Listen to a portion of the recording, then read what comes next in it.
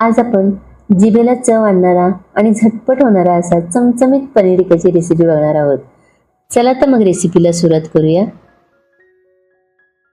ही recipe बनवण्यासाठी सगळ्यात आधी एका बाउलमध्ये 2 चमचे तेल घेऊया.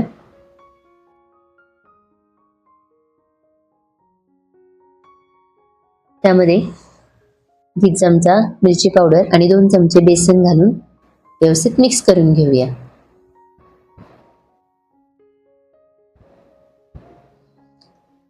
व्यवस्थित मिक्स करून झाल्यानंतर त्याच्यामध्ये एक छोटी वाटी आपण दही घालूया, जे मी आधीच फेटून ठेवलेलं होतं. आता वरून काही मसाले घालूया. अर्धा चमचा हळद, 1 चमचा धना पावडर, 1 चमचा जिरा पावडर, 1 चमचा तंदुरी मसाला, 1 चमचा गरम मसाला, 1 चमचा कसुरी मेथी, 1 चमचा मीठ, चवीप्रमाणे मीठ घालूया इथे आपण,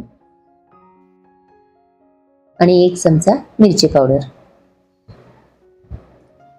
आता हे सर्व मसाले अगदी व्यवस्थित मिक्स करून घ्यायचे. व्यवस्थित मिक्स करून झाल्यानंतर आता ह्याच्यामध्ये भाजी आणि पनीर घालूया. कांदा, शिमला मिरची, टोमॅटो आणि पनीर हे सगळं मी स्क्वेअरमध्ये कट करून घेतलेलं आहे आणि त्याला आपण व्यवस्थित हा मसाला लावून घेऊया. बघा, मसाला लावून झालेला आहे आपला.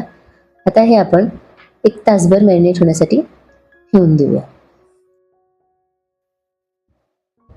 तासभर झालेला आहे आणि आपलं पनीर मस्त मॅरिनेट झालेलं आहे.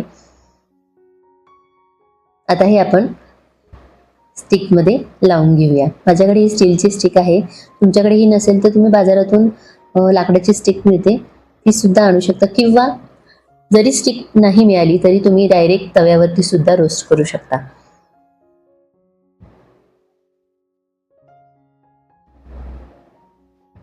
स्टिकमध्ये लावून झालेला आहे. आता आपण चुलीवरती जाळी ठेवलेली आणि त्याच्यावरती आपण हे आता स्टिक्स ठेवूया आणि छान पनीर आपलं रोस्ट करून घेऊया. रोस्ट होताना आपण आता वरून थोडंसं बटर घालूया.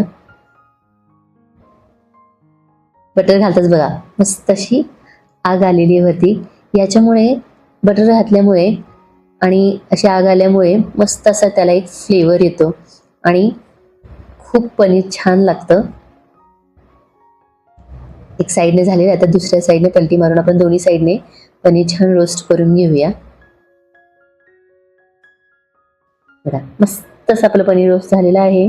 पनीर टिक्का आपला तयार झालेला आहे. वरून भरपूर असं बटर घालूया आणि ग्रीन चटणी कांद्यासोबत सर्व करूया. खायला खूप अप्रतिम लागतं. मुलांना आणि सगळ्यांनाच खूप आवडेल. तुम्ही सुद्धा ही रेसिपी नक्की करून बघा. एकदा जर केली ना तर तुम्ही नेहमी करणार बघा. म्हणून ही रेसिपी नक्की करून बघा. तुम्हाला माझी रेसिपी आवडली असेल तर माझ्या चॅनलला लाईक, शेअर आणि सबस्क्राईब करायला विसरू नका. थँक्यू.